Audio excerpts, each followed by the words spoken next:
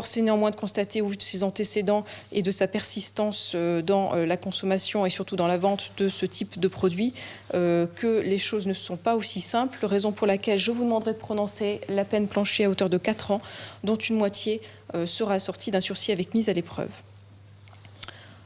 Concernant monsieur,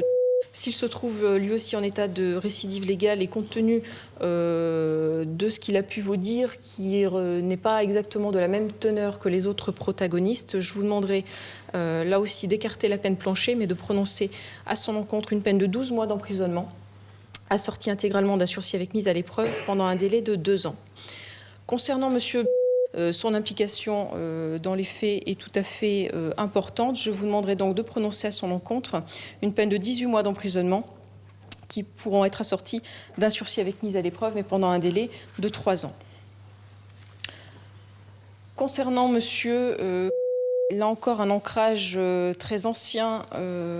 dans la toxicomanie, dont on voit bien qu'il est loin et bien loin d'en être sorti. Vous avez le concernant une activité de revente qui est tout à fait importante. Je vous demanderai de prononcer à son encontre une peine de 30 mois d'emprisonnement, dont 20 mois seulement seront assortis d'un sursis avec mise à l'épreuve pendant le délai maximum de 3 ans.